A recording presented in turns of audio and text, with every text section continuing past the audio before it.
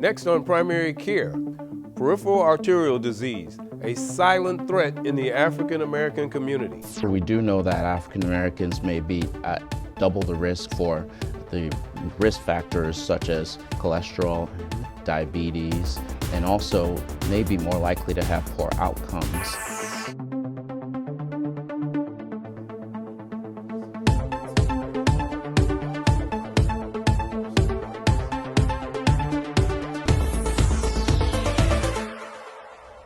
Hello, I'm Dr. Lonnie Joe, and welcome to Primary Care, the show dedicated to improving the health of African Americans. Peripheral Artery Disease, or PAD, is a serious circulatory condition that narrows the arteries and restricts blood flow, most often to the legs. African Americans face a much higher risk of this disease, with nearly 30% of black men and 27% of black women developing PAD in their lifetime. Hypertension, diabetes, and obesity fuel these numbers, which not only increase the likelihood of PAD, but also lead to more severe complications. Today we are joined by Dr. Olusegun Osinbowale, a vascular medicine specialist at Henry Ford Heart and Vascular Institute. Dr. Osinbowale is here to talk about the disparities and the risks, symptoms, and what can be done to better prevent and manage PAD. Dr. O, welcome to the show. Thank you so much for joining us. Thank you for having me, Dr. Joe. Tell us, what exactly is peripheral artery disease and how does it affect the body? Peripheral artery disease is a disease state that diminishes flow to the tissues and organs of the body.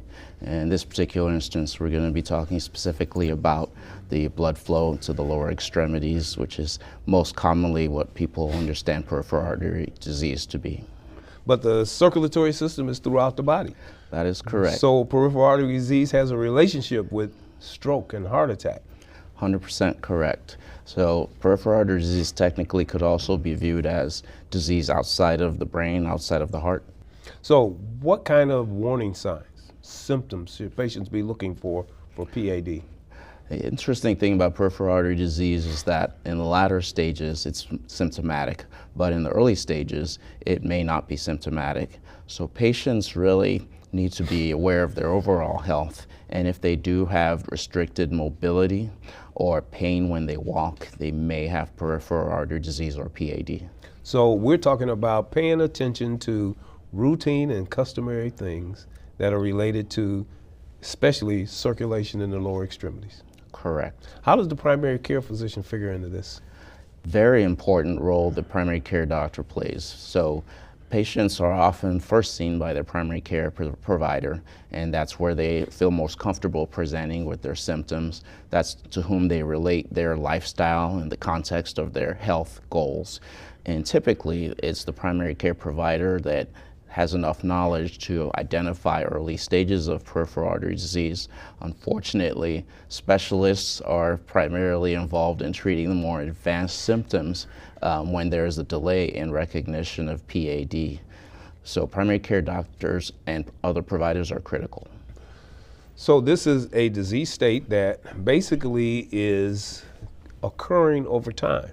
It's not just necessarily something that's outside of trauma that actually appears and we have to have an intervention. This is something that is occurring because of something else or a constellation of problems elsewhere that the patient is suffering from.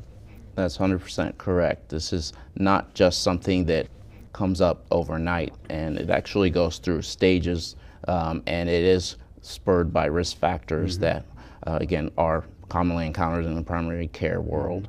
So it's very important for patients to see their primary care doctor and give them the full information to properly assess their risk and identify PAD before it becomes a very symptomatic condition. So African Americans unfortunately suffer from a lot of these disease states more than any other populations. In this particular disease, why is that? Can we blame this totally on all of the risk factors that we have to deal with? Not completely. However, we do know that African Americans may be at double the risk for the risk factors such as cholesterol, diabetes, and also may be more likely to have poor outcomes as a result of delayed presentation or access to care. So the primary care provider should be looking at these modalities, these parameters, almost on a routine basis, assessing patients for peripheral vascular disease. Absolutely. I think it's so important because many of the risk factors, similar to the early stages of peripheral artery disease, are also asymptomatic. So if you have high blood pressure, you may not be symptomatic until that high blood pressure causes what we call end organ damage. And same thing with high cholesterol, same thing with diabetes. And those are the three big ones, although there are other ones that we could talk about. But patients don't feel those diseases necessarily. That's correct. Patients don't feel them, and this is where it's important to know family history. Family history is something that patients may be aware of with a grandparent or a parent who succumbed to that illness or that risk factor because they did not have the currently available treatments. So I think you don't have to be symptomatic to understand that the human body needs maintenance. Like anything else. Correct. So talk a little bit about the relationship of smoking to peripheral vascular disease. And the reason I mention that is that smoking has turned out to be one of the worst things that we can introduce to the body. I've been in situations where I could treat people for drug addiction better than I could treat people to stop smoking. So smoking is a very, very strong risk factor for peripheral artery disease and similar conditions like stroke and heart attack. And that is because smoking is highly addictive. And it actually has both a physical dependence component as well as a psychological dependence. And so, unfortunately, it's a self-perpetuating habit that even though it may be helpful for people to manage stress that way or it may be easily accessible, it is actually harming the body in multiple ways. Is there an age in particular that we should stress in terms of assessment for PAD, like we do in other things, colon cancer screening or breast care screening? Is there a age or a particular time frame that we should be looking at screening? So most professional societies that encounter advanced stages of peripheral artery disease, including the American College of Cardiology and Heart, American Heart Association, Society of Vascular Surgery, Society for Vascular Medicine, Society for Interventional Radiology. All the societies, yeah. Many societies recommend that once patients get to the age of 50, we should consider screening them. So definitely by the time people are 65. So statistically about up to 20% of people in that age range will have PAD, even if it's asymptomatic. On the other hand, the challenge is that the United States Preventive Service Task Force states that there may be insufficient evidence to screen for PAD in asymptomatic patients. And so those two sides are always sort of trying to promote their standard and their perspective.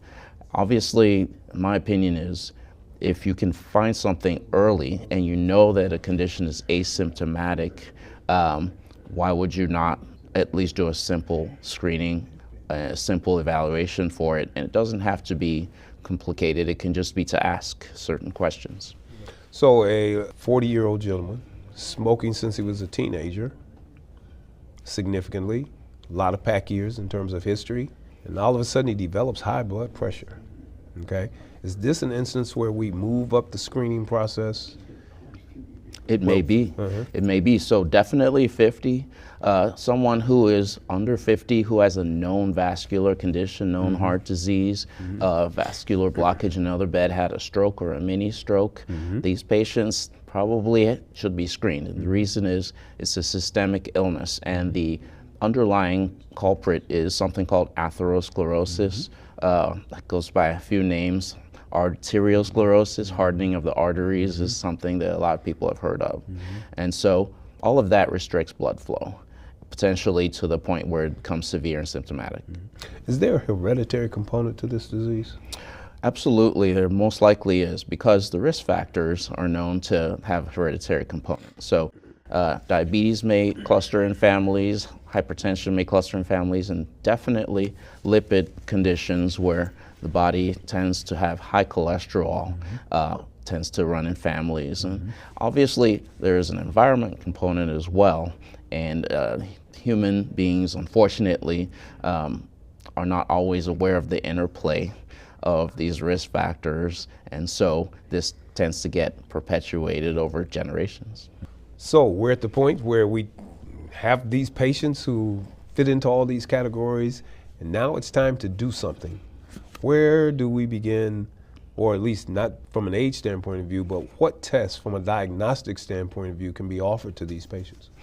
So in-office physical exam, one of the first things we teach medical students and providers is there's no technology that should be used before you've taken the proper history and done a good physical exam. So learn how to take a pulse. so yeah, just check their feet and see if the feet are hot or cold relative to the ambient temperature or your other extremities. Check to see if there are signs of hair loss. Check to see if there are diminished pulses. Check to look at nail growth and nail health. These things can easily then guide you as to whether a patient may have peripheral artery disease. And then you can use modernly available technology, something called an ankle brachial index or ABI test. Is that the starting point for most patients, ABI? Absolutely. It's called an ABI, and it's non-invasive, no needles or anything. Patients don't have to be fasting. It's very easy to do. It's basically involves taking blood pressure in all four extremities and then comparing the ratio of blood flow side to side and top to bottom. I am periodically surprised at the results on an ABI in our office, and I'm saying, what? Because it's there, not necessarily recognized in the past, but I think that the testing is invaluable at that point in terms of ruling in or out what next step should be. So we see these patients, we work them up, we identify them. If they don't necessarily follow the advice or make the changes that they need to or they're recommended, what are we dealing with in terms of the progression of this disease? Yes, that's important for patients to know that everything has sort of a stage, and so initially they may be asymptomatic, but I like to ask patients, are you able to walk outside of your house comfortably? Can you keep up with your peers?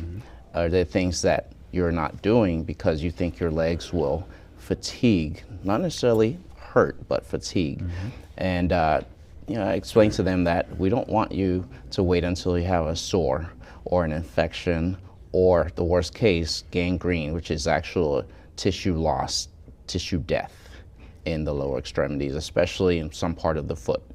In the diabetes arena, that is kind of a scare tactic that we use with patients all the time in terms of diabetic foot care.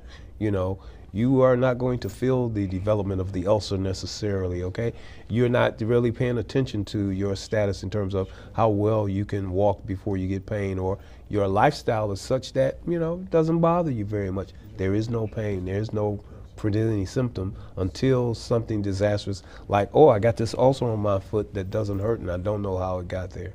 Correct. And so by that point, this condition has probably been going on for some time, and people have to remember there are situations where people get hurt, may develop an injury. The body has an intrinsic healing mechanism, but if it doesn't heal within 10-14 days, that may be because you have peripheral artery disease and you basically have damage from the inside going on as well that you just never realize.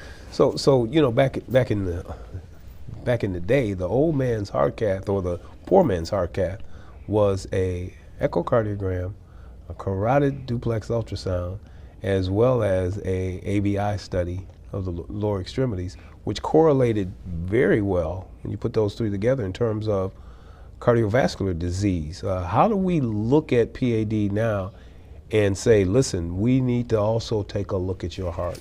Yeah, absolutely. So the so-called triple screen is very useful, and a lot of people are actually able to pay out of pocket for it. There are some business models that even come out of that. Right. We see them at the mall and stuff. Right.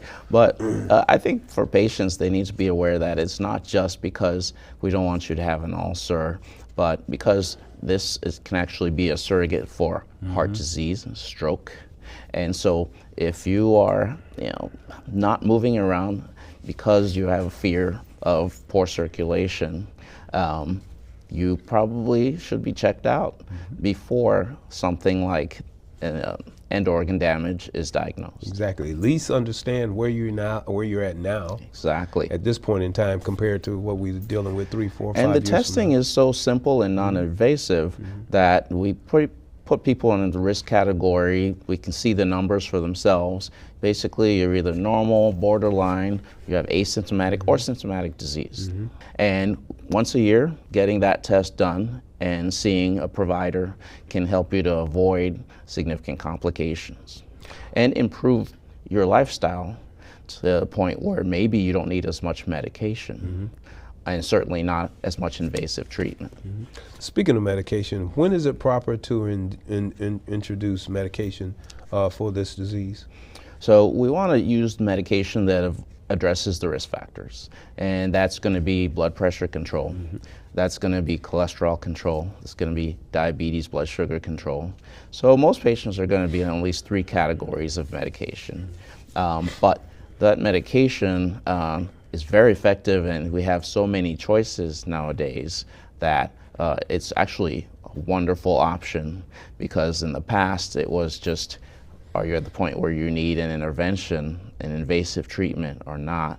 And these medications have not only been shown to reduce symptoms, but also actually reduce mortality, meaning you're less likely to die, have a fatal heart attack or stroke, lose your limb, be amputated. So it's better to get on medication, better to get screened, better to be able to be active. Okay. Is there a place for using cholesterol medications for this disease, even in the face of a normal lipid panel? Absolutely.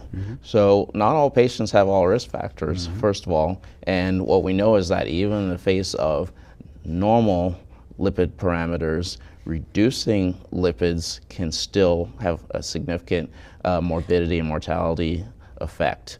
And so, yes, and not all lipid medications are going to be the same. Sometimes we have to layer it. Sometimes people are very responsive to just one.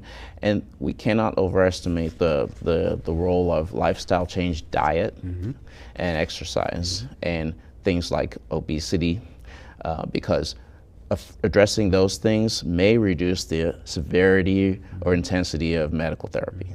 So the old sine qua non used to be claudication. I mean, you can't walk out to get the mail, from at home, and you come back in and you're cramping in your legs and stuff. Well, you've got PAD.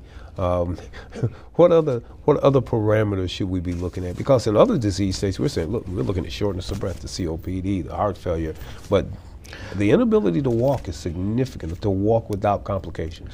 That is correct. So again, a lot of people think of PAD as having to cause leg pain when you walk, but a lot of patients just simply walk less. That's right. They're stoic. And maybe they walk less because they already have some heart disease or some lung disease. Somebody else gets the mail. Or it's just, they don't have to do that. But the problem is, so how do we identify those patients symptom-wise? And the answer is, patients should check their own feet. And patients should ask themselves, am I avoiding activity? Because if they are, and they should ask themselves, where was I 5 years ago? And how did I get here? Do I understand the risk that I'm taking by not being able to be active? Because the truth is, the human body is designed to be able to move. And patients who do not move or who come in with signs of PAD and are in what we call a non-ambulatory state are more likely to get amputation. And are more likely to have poor outcomes, are more likely to have heart disease. So your body needs a certain amount of bandwidth and reserve. Right.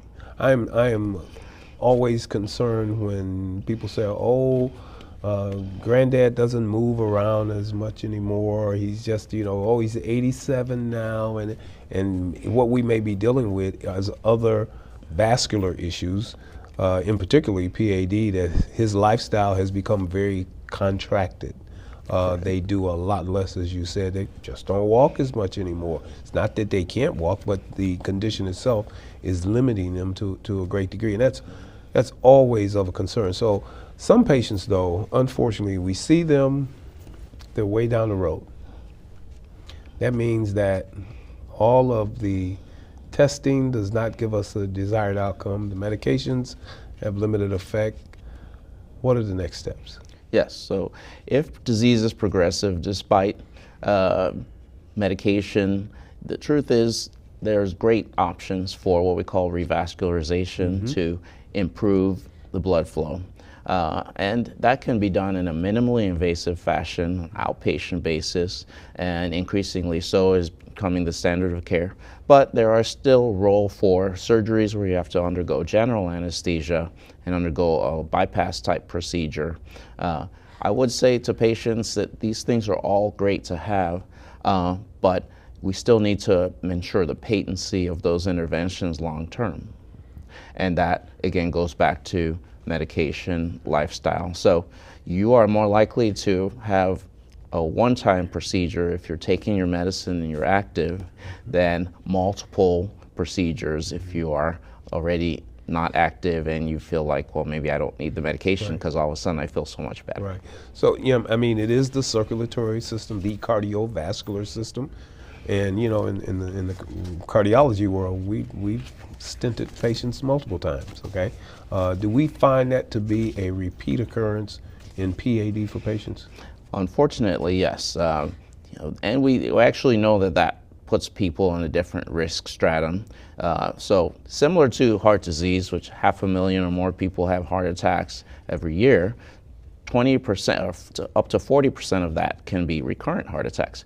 So just because you had a heart attack one time, had a stent one time, doesn't mean that the same disease process is not occurring in other parts that may have not been treated yet. And so the best thing for patients is to understand that all of the tools that we have at our disposal are primarily designed to keep you active, keep you functioning, at least at a moderate intensity level.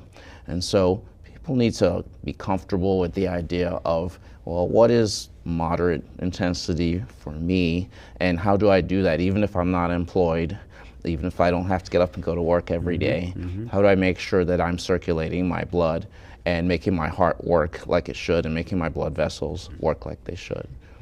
Any real limitations that would make you choose stenting versus angioplasty in a patient? So most of the time, an angioplasty and stenting go together. Okay. So the angioplasty is going to be the opening of the vessel with a balloon. It's a very small balloon that goes inside the blood vessel. And then the stent is going to be to keep that effect long term. There is maybe a 10-15% restenosis rate or narrowing rate after you've had an intervention on an annual basis. Medication reduces that further. But there's actually something that I want to touch upon that's very important, which is called supervised exercise therapy. And supervised exercise therapy is essentially to do rehab after you've had the intervention. That works wonders. That can actually double walking distance, decrease pain, improve quality of life, and again, reduce adverse outcomes of amputation and premature cardiovascular events. I notice you use the term supervised because that seems to be very important in terms of not just allowing the patient to direct that kind of activity. We learned that in cardiology the hard way with cardiac rehab, saying, does this really work? Yes, it does, but it was the supervision and the approach that says you're not in this by yourself, you're not relying on yourself to do this alone, and we see it work in peripheral vascular disease as well. Yes, it's very similar. So supervised exercise versus unsupervised exercise is better. And the reason is, even though we have all these monitoring devices now and people can tell how many steps they're taking and how fast their heart's going, you actually need to be able to do exercise to a sub-maximal effort so that it almost hurts, because when you're doing that, that means you're actually reaching a certain threshold that is beneficial for the body. So, for example, yes, you can, if you're still walking, but you're the slowest one in the crowd, you're Right. doing okay, but you're not doing great. Right. You want to be able to mount an appropriate response to various scenarios.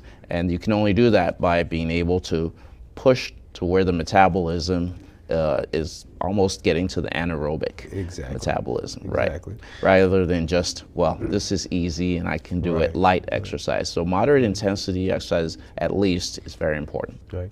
You know, that's one of the problems with the exercise craze that we have in this country, with people having all kinds of equipment, you know, that might be in the garage or somewhere else that they're not using. But here again, we just have not seen people buy into it well enough for it to be beneficial, and that is actually looking at the METs that are incurred in terms of any kind of activity. Suboptimal is suboptimal, meaning that you can do better, and that's what we haven't achieved just yet in that whole discussion. But I would think that with my legs, my lower extremities, I certainly want to be on top of that so that I don't wind up in a wheelchair in some form, which does happen. Exactly. So you need a certain amount of activity to maintain healthy muscle, bone metabolism, healthy tissue perfusion. And the human body has a funny way of, if you don't use it, you lose it to some degree. So people have effects of premature aging and premature dysfunction of organs and tissues because they're not performing adequate activity. And medications are great, again, for reducing symptoms, but once you're on optimal medicine, you really do need the activity and exercise component. And that's patient-driven. You have to force yourself to do it. And understandably, many patients are limited by other conditions that are not vascular.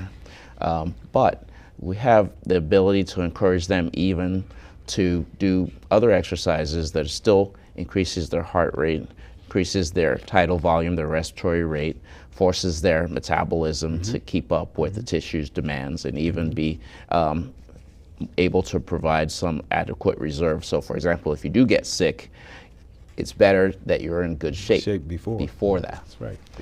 So, you know, what can we do to improve awareness about this disease? I mean, we live in high-tech, commercialized environment, and we can sell anything to anybody almost on any day. How can we improve the public's awareness of this disease and what they need to be doing about it? I think the important thing is to make sure that people are having access to care. People have primary care providers that partner with them. Patients also need to understand that they're the pilot. We are co-pilots. We can map things out, give them an idea of where we're trying to go, but they're the ones that maybe have to make the adjustments and see the overall route. And I think that with that, we can be mutually empowered to have the best outcomes.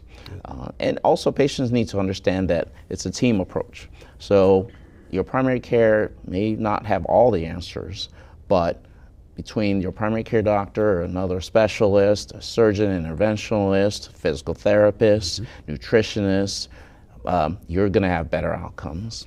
And so patients just need to take ownership of that and know where they can find resources. I like to tell people, well, if I told you that you have diabetes or hypertension, which are risk factors for PAD, then you probably should educate yourself on why it's important to take your medicine, because that's really what's going to be mostly determining your outcome, is that it's important to you that you understand that, hey, if I don't do this, I could go blind, I could lose a leg, I could have premature death, my quality of life may suffer even if they save me and do all these heroic interventions that they can do at all the hospitals, many hospitals nowadays. Good.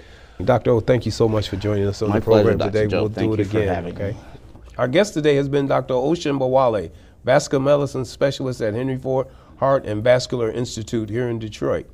Raising awareness and prioritizing prevention and ensuring culturally competent care are key to reducing disparities and improving outcomes for African Americans living with peripheral artery disease. Until next time, for Primary Care, I'm Dr. Lonnie Joe.